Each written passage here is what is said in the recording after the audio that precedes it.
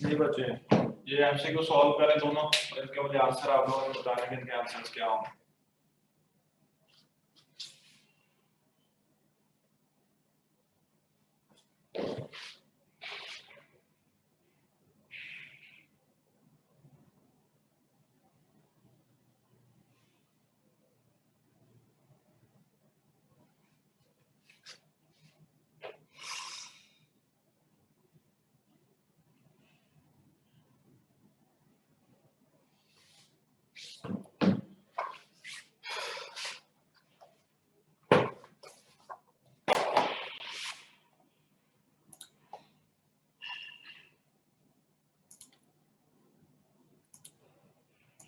जी बच्चों, पहले का आंसर क्या निकाला आप लोगों ने?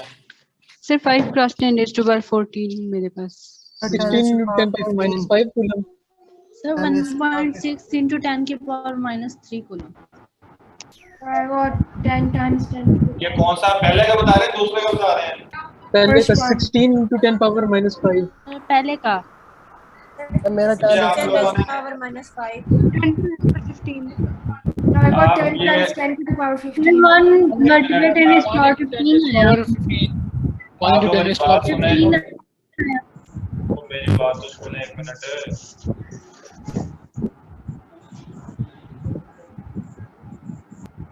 कुछ बच्चे कह रहे हैं 10 रेज़ टू पावर माइनस में है।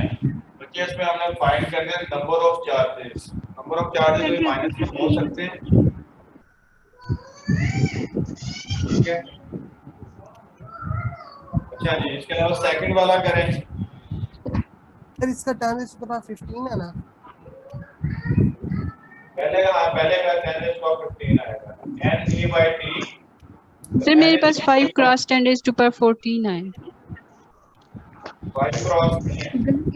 अभी 10 देखो raised to power 14। i जो है 8 एम्पीयर है। 8 into 10 raised to power minus 3, ठीक है, मल्टीप्लाई बाय 0.20 इसको मैं लिखता हूँ 2.0। पॉइंट जब राइट साइड पे लेके जाते हैं तो पावर माइनस होती है।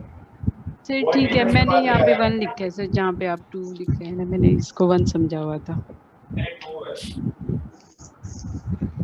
और e जो है 1.6 into 10 raised to power minus 9, ठीक है। माइक ऑफ कर लें आप प्लीज। अब इसको आप सॉल्व कर लें। क्या आ जाएगा 16, ठीक है, डिवाइडेड बाय 1.6। सर ये आपने 1 लिखा हुआ है, 0.02 है।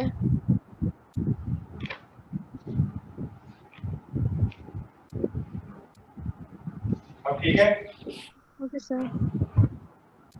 देखेंगे -3 -2 ये आ जाएगा -5, जो ऊपर जाएगा +19, ठीक है। तो ये आ जाएगा 14 रेज़ टू पावर 40, ठीक है। 10 रेज़ टू पावर 14। जब मैं इसको 1.6 को डिनोमिनेटर में लिखता हूँ, इसका 10 ऊपर चला जाएगा, ये हो जाएगा 15। 16 से कैंसिल, तो 10 रेज़ टू पावर 15 इसका आंसर है, ठीक है। ये देखें विदाउट कैलकुलेटर इसको मैंने सॉल्व किया, इस तरह विदाउट कैलकुलेटर सॉल्व होता है। ये नेक्स्ट उसका बताएं क्या है। इसका आंसर चार्ली है क्वेश्चन नंबर 2 का। यस सर, आप चार्ली। करें, हाँ करें ना सॉल्व आप लोग, कर लिया सर। ठीक है। बाकी कोई और बताए? चार्ली है। चार्ली है। सर इसमें हमने नंबर ऑफ इलेक्ट्रॉन्स निकालने हैं, ये number of electrons find out करने हैं। हाँ जी,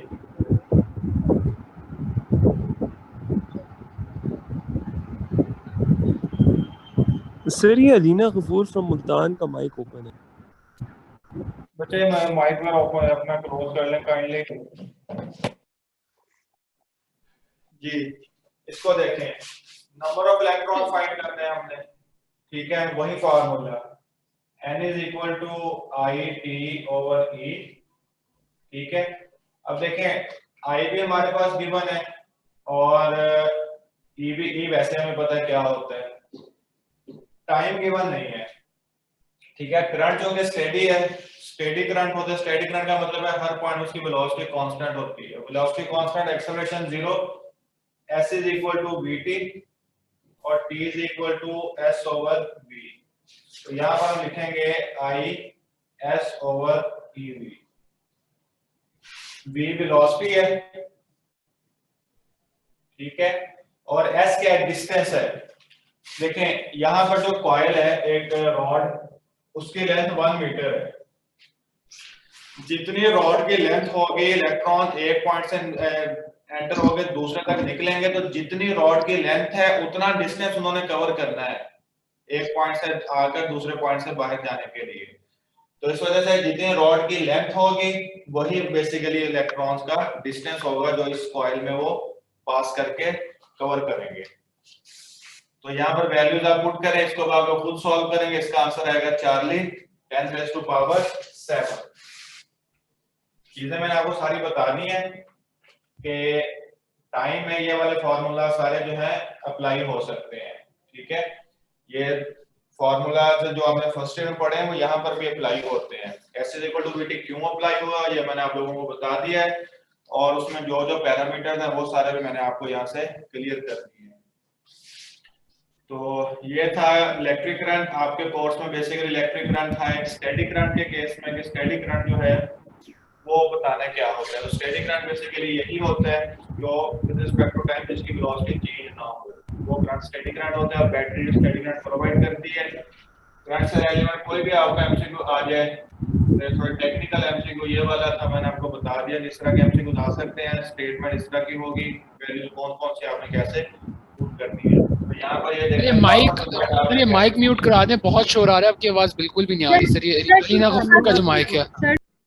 बच्चे ये किसका माइक है बंद कर लें काइंडली।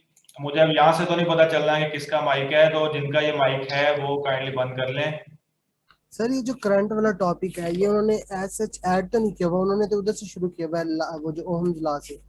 तो ये इलेक्ट्रिक करंट उन्होंने मैंने आपसे कहा है कि आप लर्निंग ऑब्जेक्टिव लाजमी पढ़ेंगे। लर्निंग ऑब्जेक्टिव टॉपिक के नीचे उन्होंने लर्निंग ऑब्जेक्टिव लिखा होता है कि उसमें आपने क्या सीखना है, वो लर्निंग ऑब्जेक्टिव है, उनको लाजमी पढ़ा करें।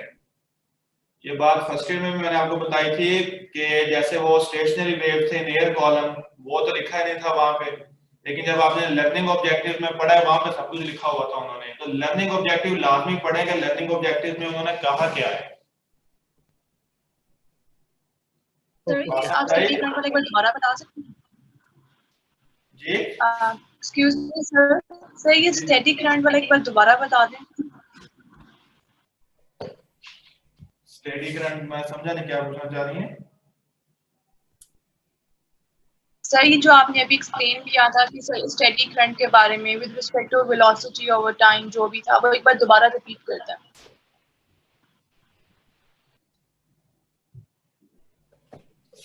मैंने ये कहा था कि स्टेडी करंट आपके जो लर्निंग ऑब्जेक्टिव में आप लोग देखेंगे ना, वहां उन्होंने करंट को लिखा है स्टेडी करंट। स्टेडी करंट ऐसा करंट है जो with respect to time change नहीं होता, मतलब जिसकी वेलोसिटी जो है कांस्टेंट रहती है, एक पॉइंट से दूसरे पॉइंट तक उसकी ओवरऑल वेलोसिटी जो है कांस्टेंट रहती है, विद रिस्पेक्ट टू टाइम उसमें कोई चेंज नहीं आती। ऐसा करंट स्टेडी करंट कहलाते हैं। और वो स्टेडी करंट बेसिकली यही वाला है जो बैटरी प्रोवाइड कर रही होती है। ये चीज मैंने बताई है।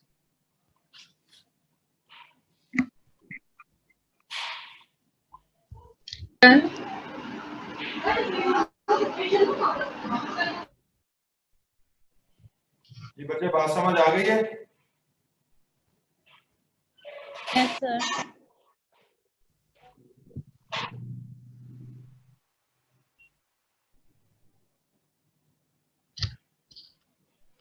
उसके बाद है ओहम्स लॉ। अब आते हैं ओहम्स लॉ की तरफ। ओहम्स लॉ उसके साथ, और पहले ओहम लॉ डिस्कस करेंगे, फिर उसके साथ रेजिस्टेंस और रेजिस्टिविटी, इन चीजों को साथ साथ हम डिस्कस करेंगे। कुछ एमसीक्यू इनके डिस्कस करेंगे।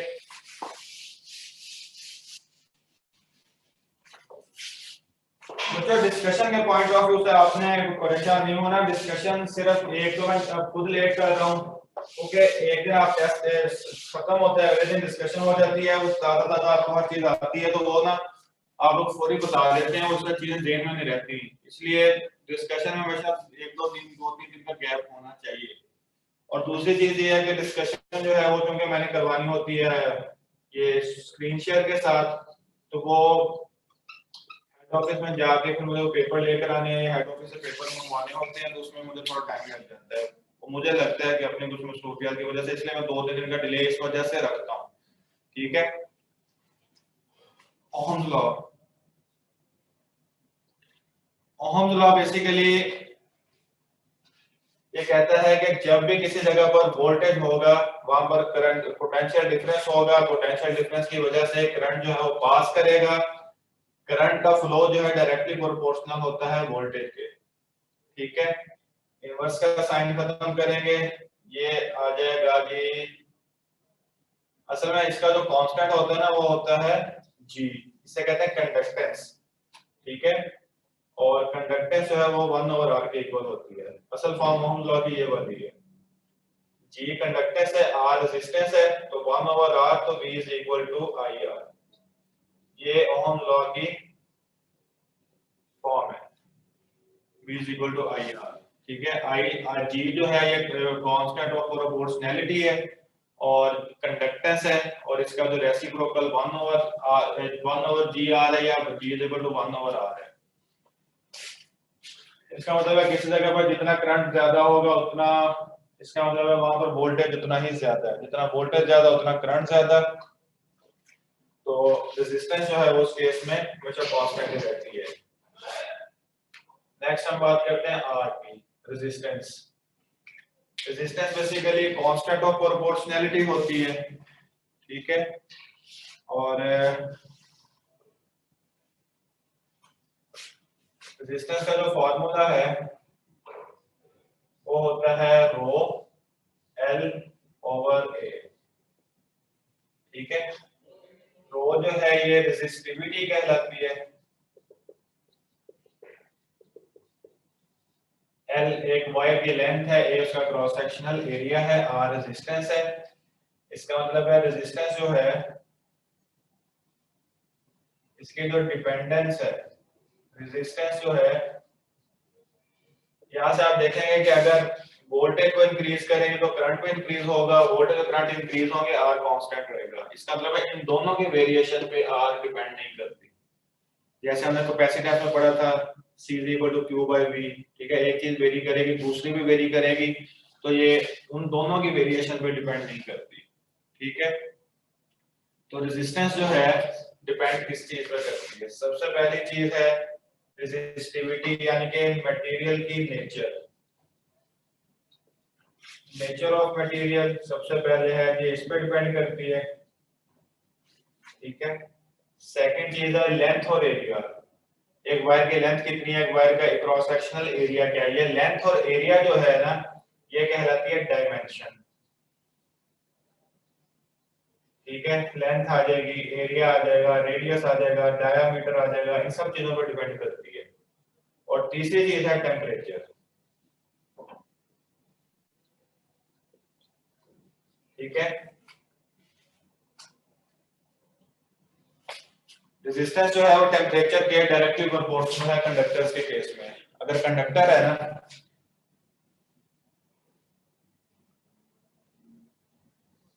Temperature directly proportional to resistance. Temperature अगर ज्यादा होगा तो रेजिस्टेंस भी ज्यादा होगी। ठीक है, ये जितने भी कंडक्टर्स है ना उनके केस में ये चीज वैलिड होती है।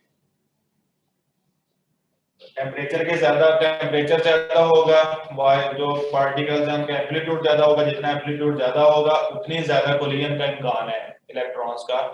ठीक है, तो जितने कोलिजन का ज्यादा इम्कान होगा इसका मतलब रेजिस्टेंस उतनी ही ज्यादा होती है। ठीक है, यहां से देखें अगर आप लेंथ को चेंज करेंगे, फॉर एग्जांपल ये भी एक रेजिस्टर है। ठीक है, इस रेजिस्टर की जो रेजिस्टेंस है वो R है। ठीक है, मैं इसकी लेंथ यहां से इस वायर को तोड़ देता हूं, ये हो जाएगी L/2, ये हो जाएगी L/2। ऐसे तोड़ने से सिर्फ उसकी लेंथ में चेंज आती है। ठीक है, टोटल रेजिस्टेंस R थी, जब मैंने इसको काटा, इसको यहां से तोड़ दिया, अब टूटने से क्या होगा, इसकी लेंथ चेंज होगी। ठीक है, तो जैसे लेंथ चेंज होगी तो इसका मतलब है रेजिस्टेंस भी चेंज होगी। लेंथ हाफ हो जाएगी तो रेजिस्टेंस भी इसकी हाफ हो जाएगी। टोटल रेजिस्टेंस अगेन वही रहेगी, लेकिन जो एक स्पेसिफिक पार्ट की जो रेजिस्टेंस है ना वो रेजिस्टेंस बेसिकली चेंज हो जाएगी। ठीक है, तो ये याद रखना है कि एरिया चेंज हो जाए, डायमीटर चेंज हो जाए, डिस्टेंस चेंज हो जाए और रेडियस यानी कि वायर का चेंज हो जाए, कोई भी चीज चेंज होगी तो रेजिस्टेंस जो है वो फौरी तौर पे चेंज होगी, क्योंकि रेजिस्टेंस जो है वो डायमेंशंस पे डिपेंड करती है।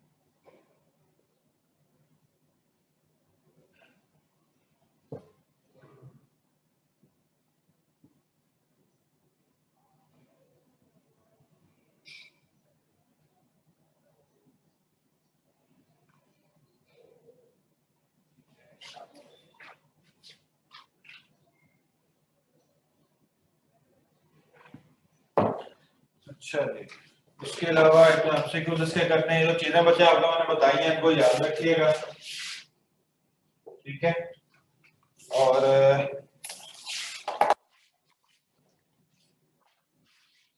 एमसीक्यू जरा देखें।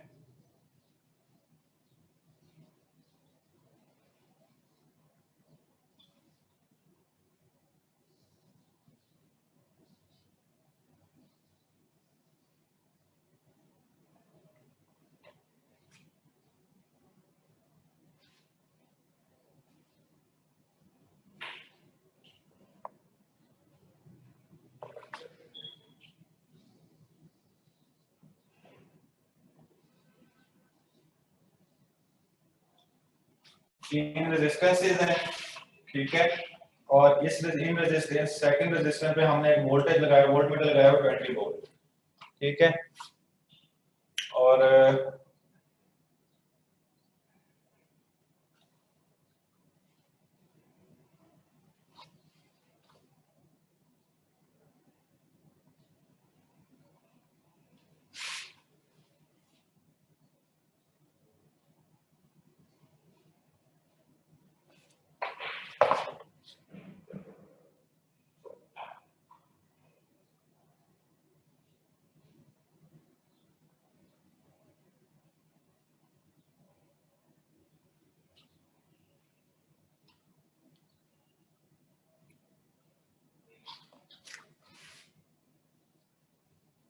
ये 1000 ओम है, ये 500 ओम है, और ये है जी 2500 ओम, ठीक है। ये वोल्टेज आपने बताना है, वोल्टेज की वैल्यू क्या होगी।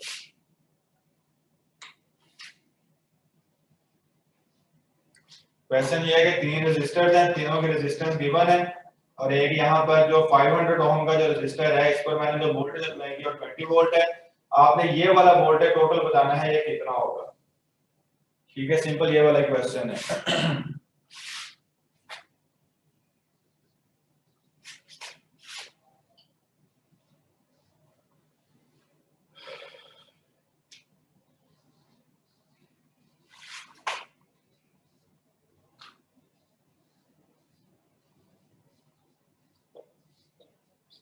जी करें सवाल जिन्होंने किया उसका आंसर मुझे बताएं।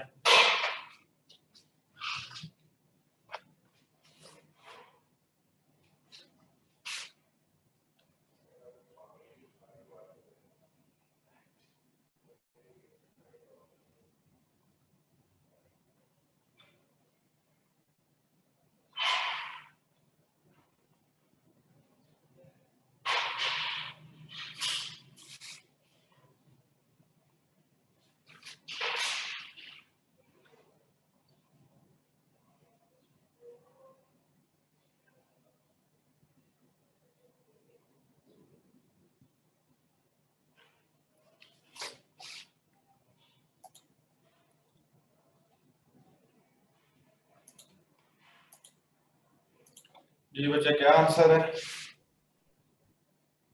सर चार्ली आंसर है। क्या आंसर है? Charlie sir 70 volt. और कोई? सर मैंने पूछना था, temperature is directly proportional to, आपने रेजिस्टर लिखा है, इसके आगे ब्रैकेट में क्या लिखा है सर? कहाँ पे? सर ये टेम्परेचर जगह प्रोपोर्शनल टू रेजिस्टेंस आपने लिखा है सर नीचे, इसके आगे ब्रैकेट में क्या लिखा है? कंडक्टर, ये कंडक्टर्स के लिए ना, क्योंकि इंसुलेटर डिपेंड नहीं करता, उनके रेजिस्टेंस बहुत ज्यादा है, और अगर सेमीकंडक्टर है तो ये इन्वर्स हो जाएंगे। Sir Charlie answer. Sir delta. Delta. और कोई? 70 volt. Sir alpha. Alpha. Sir alpha. Sir मैंने आपसे क्वेश्चन करना है। सर जो आपने लेंथ का बताया था वो पॉइंट रिपीट कर दें। कौन सा? लेंथ वाला जो आपने बताया था कि लेंथ हाफ हो जाएगी तो रेजिस्टेंस भी हाफ हो जाएगी, ये रेजिस्टिविटी। रेजिस्टेंस हाफ होगी, रेजिस्टिविटी का तो नहीं मैंने बताया। सर वो रिपीट कर देगा। मैं बता देता हूँ, एक मिनट बच्चे, आप ये जरा मुझे बता दें। और चार्ली ऑप्शन। चार्ली ऑप्शन, ठीक है। ये ऑप्शन इसका चार्ली ही है, वो मैं आपको बताता हूँ कैसे। फॉर्मूला है V = IR, ठीक है। ये सारे सीरीज में लगे हुए हैं, सीरीज में करंट जो है वो सेम होता है, ठीक है। एक क्वांटिटी सेम यानी कांस्टेंट होगी तो उसका मतलब V directly proportional to R होगा। यहाँ पर रेजिस्टेंस 500 है, ये 20 है। यहाँ पर रेजिस्टेंस 2 टाइम्स है, तो यहाँ पर वोल्टेज जो है वो भी 2 टाइम्स होगा, 40 वोल्ट। यहाँ पर इससे हाफ है रेजिस्टेंस, तो वोल्टेज यहाँ पर हो जाएगा हाफ, ठीक है। इसको ऐड करेंगे तो आंसर आपका आ जाएगा 4। सर ये चलिए, दोबारा बता दें, समझ आई। कॉम्बिनेशंस ऑफ कैपेसिटर करने हैं और रेजिस्टेंस। सर ये दोबारा बता दें। कॉम्बिनेशन तो इंक्लूड नहीं है हमारे सिलेबस में। नहीं वो नहीं इंक्लूड। तो सर ये क्यों कर रहे हैं हम? कॉम्बिनेशन कहाँ की है? सर ये उसी से रिलेटेड था सीरीज से। सर मतलब है तो सीरीज में ना सर। नहीं कॉम्बिन अब ये तो नहीं है रेजिस्टेंस सिर्फ एक रेजिस्टर लगा के मैं आपसे सॉल्व करूं, इसमें कोई कॉम्बिनेशन का कांसेप्ट तो नहीं कोई हुआ ना। आर इक्विवेलेंट तो मैंने आपसे पूछी, असल कांसेप्ट इसमें V = IR वाला मैं आपको समझा रहा हूं कि वो क्या होता है, ठीक है ना। सर ये रिपीट कर देगा न्यूमेरिकल, ये थोड़ा नहीं समझ आया। न्यूमेरिकल की स्टेटमेंट समझ आ गई आप लोगों को? नो सर दोबारा रिपीट कर दें वो स्टेटमेंट भी। अच्छा,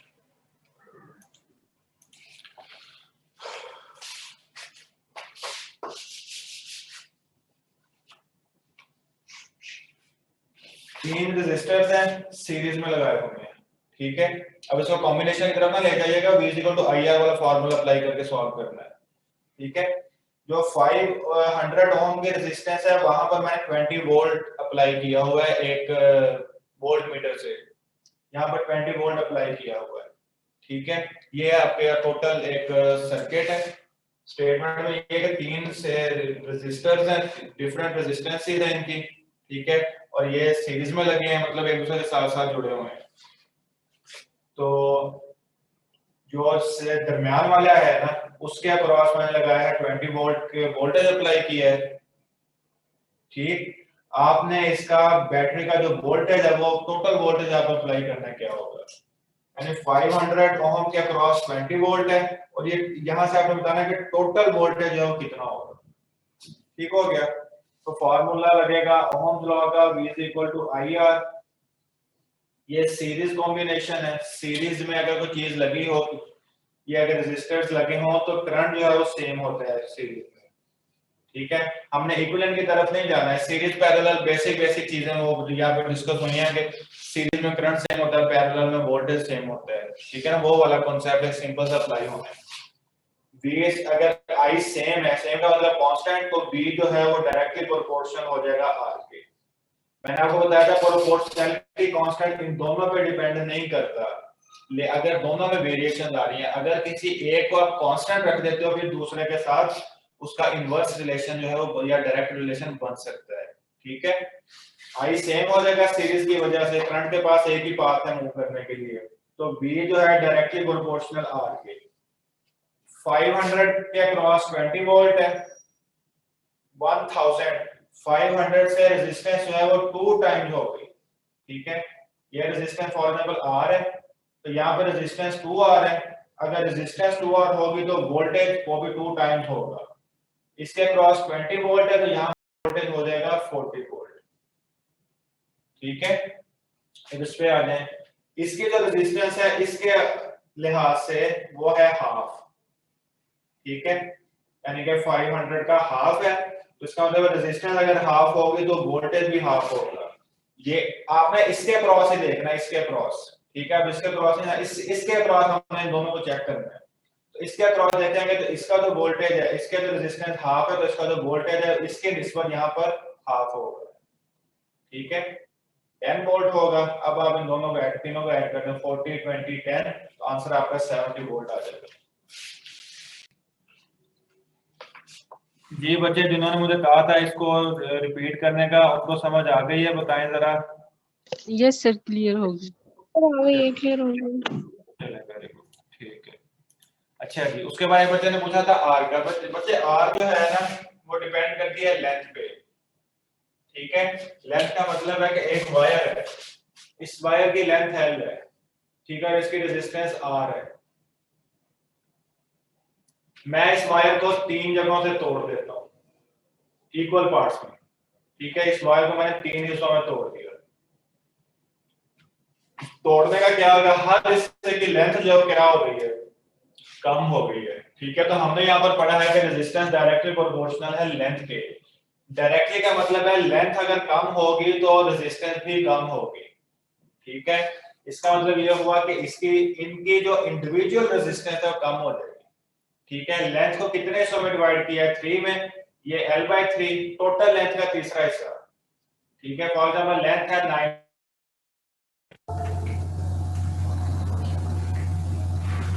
लाइट चली गई है, जरा ठहर जाइएगा। तो लेंथ जो है बेसिकली रेजिस्टेंस के डायरेक्टली प्रोपोर्शनल है। इस वजह से जब रेजिस्टेंस कम हो, लेंथ कम होगी, कोई वायर को अगर आप काट देते हैं तो उस हिस्से की जो हिस्सा काटा है आपने उसकी रेजिस्टेंस भी कम हो जाएगी। ठीक है, तो ये चीज मैं यहाँ से आपको बताना चाह रहा था। जितने एक पार्ट्स में आप उसको लेंथ को डिवाइड करेंगे, रेजिस्टेंस भी उतने पार्ट्स में डिवाइड हो जाएगी। ये बात ही रेजिस्टेंस की, कि रेजिस्टेंस जो है वो मटेरियल की नेचर पे डिपेंड करती है। ठीक है, डिफरेंट मटेरियल्स हैं, एक कॉपर है, एक ब्रास है, दोनों कंडक्टर्स हैं, दोनों की रेजिस्टेंसेस जो है वो डिफरेंट होंगी। ठीक है, उसके अलावा डायमेंशन में लेंथ है, एरिया है। उसके अलावा आर से मुराद का मतलब था रेडियस वायर का, और डी उसका डायामीटर। इनमें से कोई भी चीज चेंज होगी तो लेंथ जो है वो चेंज होगी। ठीक है, और टेम्परेचर के ये कंडक्टर है तो टेम्परेचर के ये डायरेक्टली प्रोपोर्शनल होती है।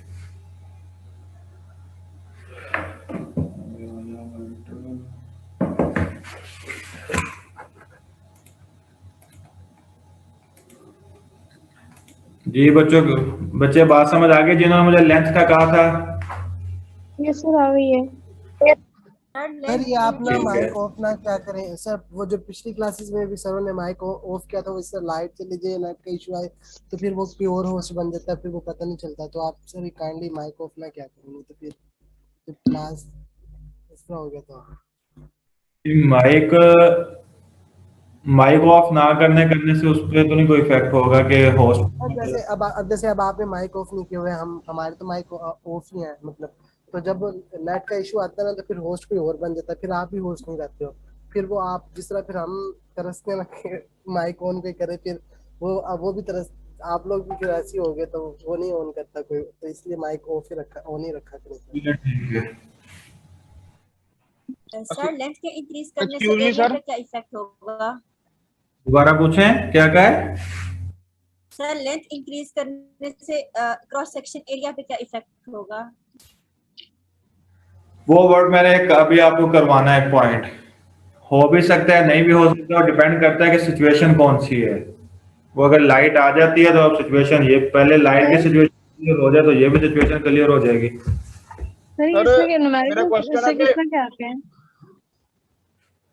क्या कह रही हैं सर? इससे न्यूमेरिकल्स किस तरह के आते हैं, जैसे कि फॉर एग्जांपल आपने लेंथ का बताया है। मैम लेंथ का इसी तरह मैं भी बता रहा था ना आपको, वो लाइट चली गई है। फॉर एग्जाम्पल कहता है कि लेंथ एक वायर है, ठीक है, उसकी लेंथ को हमने 3 टाइम्स डिक्रीज कर दिया है। ठीक है, 3 टाइम का मतलब है L/3। तो आप ये बताएं कि उसके यहाँ 3 हिस्सों में डिवाइड किया है, एक हिस्से की लेंथ, एक हिस्से की रेजिस्टेंस कितनी हो जाएगी बताएं? R/3। R/3 हो जाएगी। ठीक है, इस तरह क्वेश्चन आपसे पूछे जा सकते हैं। अहमद आप बेंडिंग, जी सर मेरा क्वेश्चन है कि बेंडिंग से मतलब रेजिस्टेंस पे कोई फर्क पड़ता है मटेरियल की? यार बेंडिंग बेंडिंग का जो आंसर है ना एग्जैक्टली यस है ना एग्जैक्टली नो है। बेंडिंग पे आप ये कहेंगे अगर बेंडिंग से उसकी लेंथ या एरिया, अगर वायर के चेंज होते हैं, आप वायर को बेंड करो, बेंड करने से पहले की लेंथ और बाद की लेंथ अगर इक्वल है, ठीक है, और उस वो यूनिफॉर्म है, तो उसकी रेजिस्टेंस चेंज नहीं होगी। अगर बेंडिंग से लेंथ या एरिया चेंज हो जाए, ठीक है, फिर रेजिस्टेंस चेंज होगी। ओके सर, ठीक है ना। कुछ बुक्स हैं वो लिखती हैं यस, कुछ लिखती हैं यस और नो, तो इसका आंसर दोनों है, यस और नो। आप समझे, ये ऐसे एग्जांपल है जैसे वो है ना, does a moving object have impulse, कि मूविंग ऑब्जेक्ट जो है वो इंपल्स उसमें होता है कि नहीं, तो उसका आंसर ना यस है ना नो है, दोनों ही है। तो इसलिए ये हमारे सर थे ना, उन्होंने कहा था ये बैंड करने से कोई फर्क नहीं पड़ता। तो अगर आप जी सर मैंने भी यही पॉइंट मतलब जी बैंड करने से एमसीक्यूज आए तो फिर हमने लगाना है कि कोई फर्क नहीं पड़ता, क्योंकि 2-3 सरों से मैंने मतलब पूछा तो वो यही कह रहे थे कि नहीं फर्क पड़ता। बेंडिंग से ये स्टेटमेंट अगर सिंपल दी गई है ना कि क्या does bending effect electrical resistance, यार अगर तो बंदा समझदार होगा वो बनाएगा, तो साथ आपको कोई ना कोई वो हिंट जरूर देगा कि बेंडिंग से क्या चेंज हुई है कि नहीं। आपको वो क्वेश्चन यूं आता है सर, बैंड करने से सर्कल की फॉर्म में हो गया है, तो फिर उसकी रेजिस्टेंस बताएं। नहीं, वो तो चेंज LMS पे दिया हुआ था ये क्वेश्चन सर, तो मतलब उन्होंने डायमीटर को हाफ करके और हाफ करके ही आंसर दिया हुआ है सर, सेम नहीं रखी हूँ। एक मिनट है। मतलब सर D/2 कर दिया ना सर, फर्स्ट ये सेकंड क्वेश्चन है गिब्स LMS का। क्या क्वेश्चन है सर यही है कि मतलब एक वायर है, उसकी रेजिस्टेंस R है, उसको आप हाफ कर दें तो डायमीटर D/2 हो जाएगा, और फिर इसके अकॉर्डिंग आंसर सर उन्होंने दिया हुआ। शायद मुझे उसका नहीं पता, कोई प्रॉब्लम हो तो मुझे वो एहसान सेंड कर देना, वो देख लेंगे उसको। तो ये अभी मैंने वो आपको ये इसका एरिया का भी करवाना है, 1-2 में फॉर्मूला लिखवाने थे साथ ना। चले सुन लें, आप ऑरली सुन लें, लाइट आएगी तो मैं लिख दूंगा। वर्ड एक होता है स्ट्रेच का, स्ट्रेच, ये वर्ड याद रखें, स्ट्रेच, ठीक है। स्ट्रेच का वर्ड अगर आ जाए ना, स्ट्रेच के वर्ड का मतलब क्या होता है, आपको कहते हैं जी wire is stretch so that it's either length और एरिया चेंज। जब भी स्ट्रेच का वर्ड आएगा वो कहता है wire is stretch and half of the length of wire decreases, यानी लेंथ को हमने वायर को स्ट्रेच किया है और स्ट्रेच करने से उसकी लेंथ हाफ हो गई है। अब आप बताएं कि स्ट्रेच करने के बाद उसकी रेजिस्टेंस क्या होगी, लेंथ हाफ हो गई है, तो रेजिस्टेंस हाफ नहीं हो जाएगी? ठीक है। और सर कोई एरिया हाफ डबल हो गया ना सर R/4 हो जाएगी एक्चुअली। ये सर लेंथ हाफ हुई है तो एरिया भी तो चेंज हुआ है। R/4 भी नहीं टाइम हो जाएगी। तो जब स्ट्रेच करते हैं हम तो हमारे पास लेंथ डिक्रीज हो जाती है और एरिया इंक्रीज हो जाता है। एरिया जब स्ट्रेच करने से लेंथ बढ़ती नहीं है, ये सर अनचेंज नहीं रहेगा?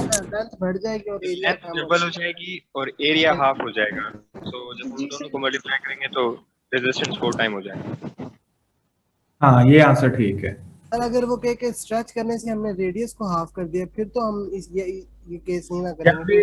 मेरी बात याद रखें, जब भी वो स्ट्रेच का वर्ड जो है वो खींचने में, एक्सपेंशन में आ सकता है, या अगर आप उसको कंप्रेस कर देते हैं, स्ट्रेच का वर्ड दोनों में यूज हो सकता है।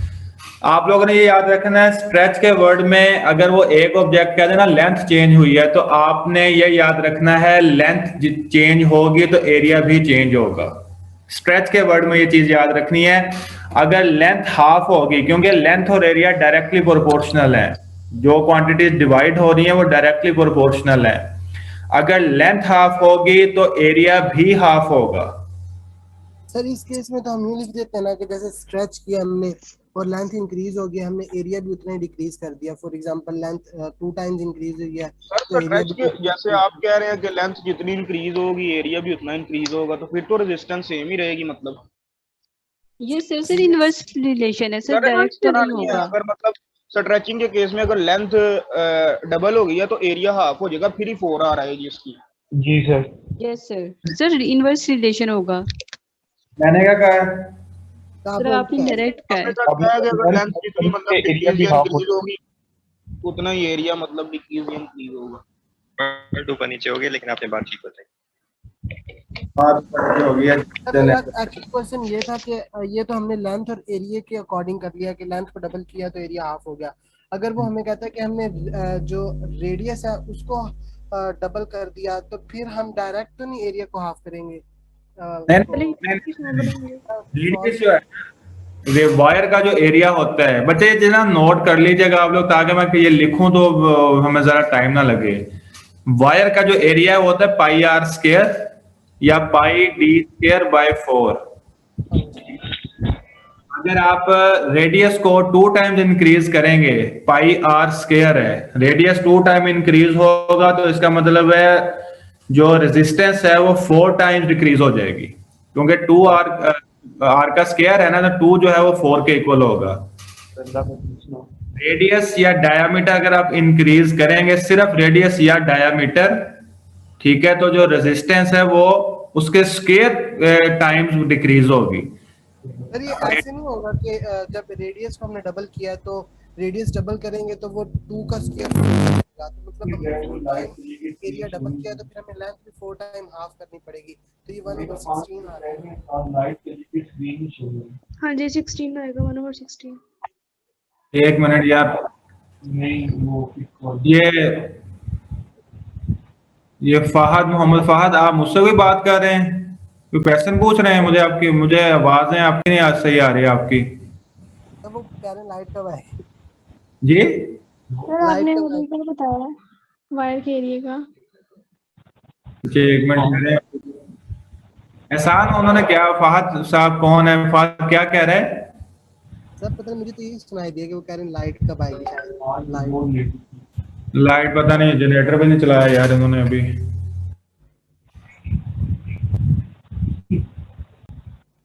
अच्छा जी, एहसान आप दोबारा बोलो, आप क्या कह रहे थे एरिया का? सर मैं ये कह रहा था कि अगर वो हमें कहता है कि लेंथ और एरिया का तो हमें पता है कि इनवर्स रिलेशन है कि लेंथ को हम डबल कर रहे हैं तो एरिया हाफ हो जाएगा। अगर वो हमें कह के हमने रेडियस को डबल कर दिया, मतलब डायरेक्ट एरिया ना किया हमें, तो एरिया तो होता है पाई आर स्क्वायर, तो फिर हमने पहले आर में उसकी वैल्यू पुट करनी है, तो वो एरिया को डबल करने से जो रेडियस को डबल करने से एरिया 4 टाइम्स हो जाएगा, तो एरिया 4 टाइम्स होगा तो लेंथ 4 टाइम्स 16 आ जाएगा। एक मिनट यार, लेंथ 4 टाइम डिक्रीज हो जाएगी। हाँ, इससे आगे क्या कहा है? अभी तो मैं यही कहूंगा कि अपना वो काम नहीं करना।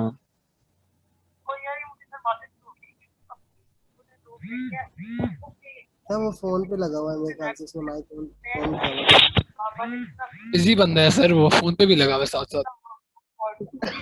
यार ये क्लास में तो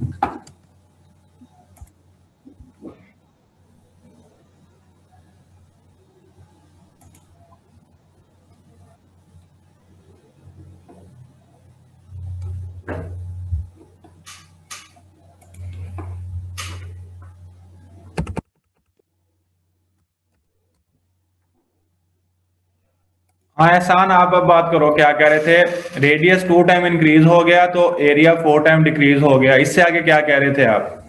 तो लेंथ भी 4 एरिया डिक्रीज नहीं होगा सर, एरिया भी इंक्रीज हो जाएगा। नहीं, रेडियस नहीं, एरिया तो इंक्रीज होगा ना। रेडियस अगर आप 2 टाइम इंक्रीज करते हो तो एरिया 4 टाइम इंक्रीज होगा, ठीक है। एरिया 4 टाइम इंक्रीज होगा तो लेंथ 4 टाइम डिक्रीज हो जाएगी।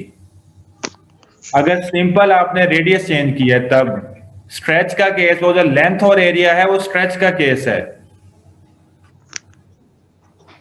अगर सिंपल हो तो फिर रेजिस्टेंस r/4 हो जाएगी, फिर r/4 हो जाएगी। हाँ जी, हाँ जी, r/4 होगी। स्ट्रेच का केस होगा तो दोनों वेरी एल और ए दोनों वेरी करेंगे, अगर स्ट्रेच का केस है। अगर नहीं तो फिर आप जो वैल्यू गिवन है उसी के अकॉर्डिंग आपने आंसर देना है।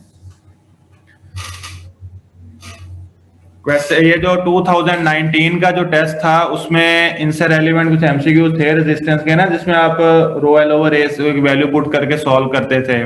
तो 2019 के पास पेपर आप लोग एक दो दफा सॉल्व लाजमी कीजिएगा। उसका क्वेश्चन मेरे पास भी है लेकिन मैं करवा नहीं सका आपको। उस पेपर का जो है ना क्वेश्चन लाजमी सॉल्व कीजिएगा। सर आपके पास एक क्वेश्चन सेंड किया सर, वो चेक कर लें। इक्वेशंस नहीं सर, क्वेश्चन सेंड किया है सर, अभी जो हो रहा है ना सर यही वाला सर, ये एक मिनट।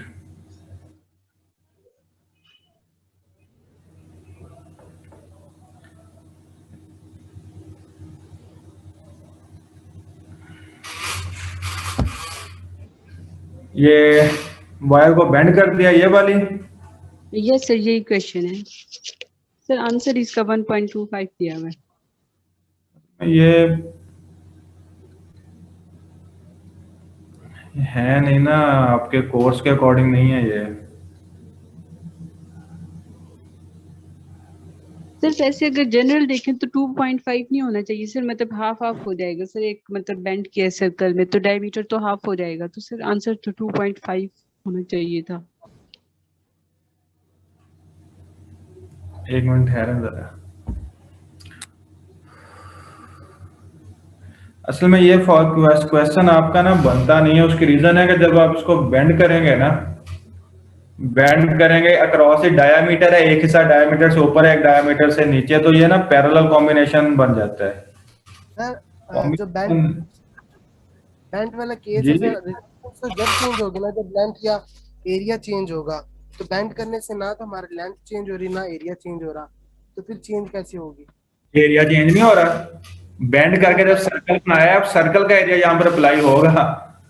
और वायर का वैसे एरिया और उसके रेडियस, उसका जो सर्कल बन रहा है उसके एरिया देखो तो कितना एरिया ज्यादा हो रहा है।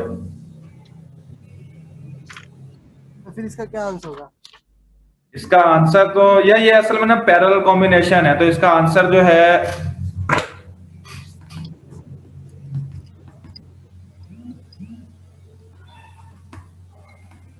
सर गूगल करो तो वो तो कहता है चेंज होता है। 1.25 ही आ रहा है आंसर। 1.25 है लेकिन ये है पैरेलल कॉम्बिनेशन।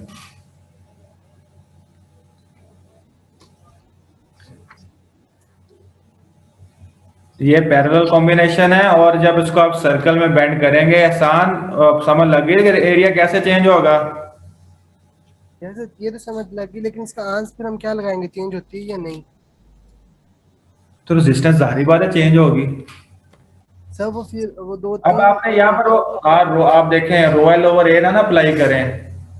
रो एल ओवर ए यहाँ पर अगर आप लेंथ लेते हैं, फॉर एग्जांपल एक सर्कल में आपने उसको बेंड कर दिया है, ठीक है ना, सर्कल में आपने उसको बेंड कर दिया तो आप उसे जो एल है वो तो 2πr हो जाएगा सर्कमफेरेंस, और जो एरिया है वो πr स्क्वायर है। उस सर्कल का रेडियस आपके अगर गिवन हो तो आप तब ये r equal to rho L over A कर सकेंगे। उससे करके देखें, अदरवाइज ये वैसे कॉम्बिनेशन बन जाता है। तो वो जो एरिया होता है वो तो वायर का एरिया ऑफ क्रॉस सेक्शन नहीं होता, आप तो वो मतलब सर्कल का एरिया क्यों ले रहे हैं? यार एक वायर को जब आपने सर्कल में कन्वर्ट कर दिया है तो उसका जो रेडियस ऑफ सर्कल नहीं होगा, उसका एरिया नहीं चेंज हो रहा वायर का।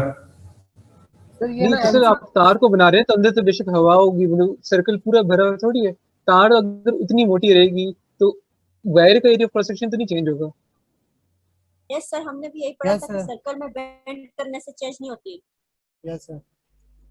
नहीं चेंज होगी सर, सही बात करिए। अगर पैरेलल कॉम्बिनेशन बन रहे हैं फिर उससे होगा चेंज। अगर तारें आपस में जुड़े ना फिर तो बात सुने सर वो वाला क्वेश्चन फिर कॉम्बिनेशंस में आ जाता है। वायर की जो रेजिस्टेंस है, ठीक एक मिनट, वायर की जो रेजिस्टेंस है ना, वायर की अपनी रेजिस्टेंस चेंज नहीं होगी, लेकिन जब आप उसे सर्कल में कन्वर्ट करते हैं उस वायर के किसी दो पॉइंट्स के दरमियान जो रेजिस्टेंस है वो चेंज होगी। ये जो कह रहे हैं क्रॉस द डायामीटर फाइंड कर रहे हैं, तो आप वायर के दो पॉइंट्स के दरमियान फाइंड कर रहे हो ना सर। लेकिन फिर एरिया तो चेंज नहीं होगा ना, सिर्फ लेंथ ही चेंज हो जाएगा ना सर। वही कॉम्बिनेशंस ये वाला क्वेश्चन हमने किया था सर। इससे रेजिस्टेंस चेंज हो जाएगी। अगर आप उसको पैरेलल में बना देंगे फिर तो आधी हो जाएगी, लेकिन अगर आप आपस में जोड़े ना, सिर्फ बेंड करें, फिर अगर अपना area of cross section same रखें और लेंथ सेम रखें फिर तो नहीं चेंज आएगा। एक मिनट दोबारा बोलें। मैं कह रहा हूँ कि अगर आप उसको मतलब एक पैरेलल कॉम्बिनेशन बना देंगे फिर तो आपकी ऑब्वियसली जो रेजिस्टेंस होगी वो तो कम हो जाएगी, आधी हो जाएगी, अगर ऊपर नीचे का आपने बाकी सारा कुछ सेम रखे। लेकिन अगर आप आपस में ना जोड़ें उसको, बस आप मतलब एक 90 डिग्री पे बेंड कर दें, कुछ भी कर दें, और ये अज्यूम कर लें कि आपका एरिया ऑफ क्रॉस सेक्शन भी नहीं चेंज हुआ, ना ही लेंथ चेंज हुई है, तो उस केस के अंदर फिर आपकी रेजिस्टेंस को चेंज नहीं आना चाहिए।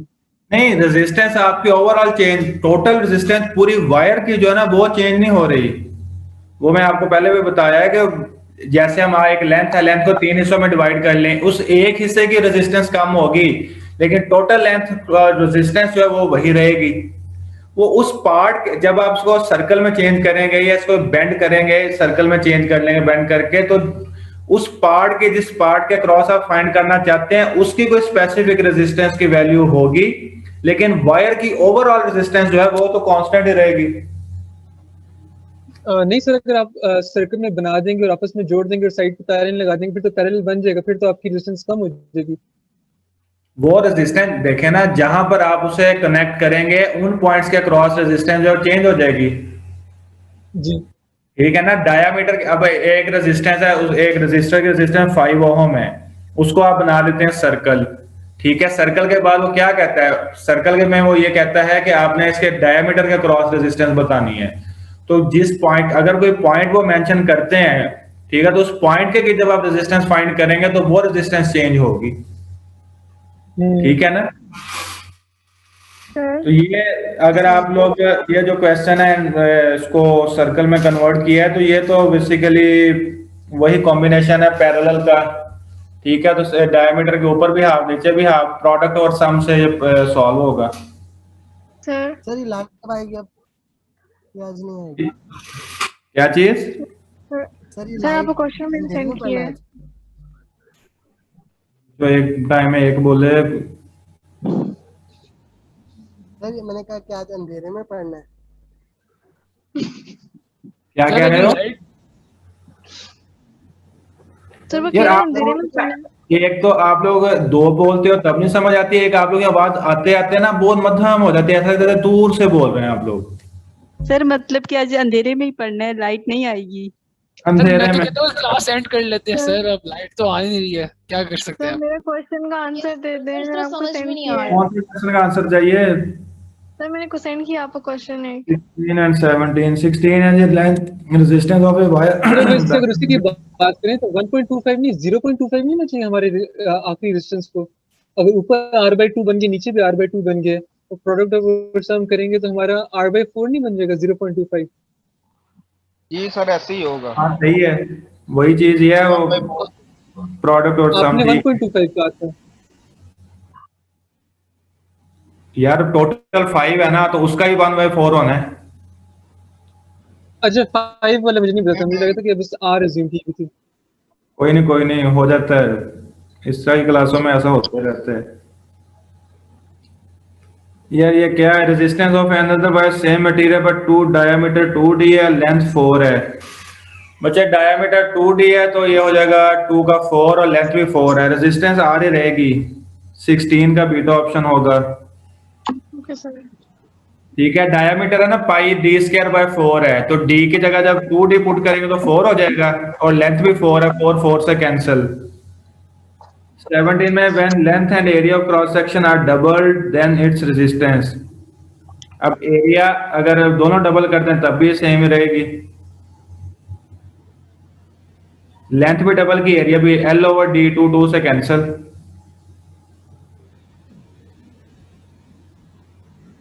ठीक है, ओके सर। फिर हम लीव कर जाएं? लीव करें यार, मैं भी लीव करता हूँ, क्या है। ओके सर ठीक।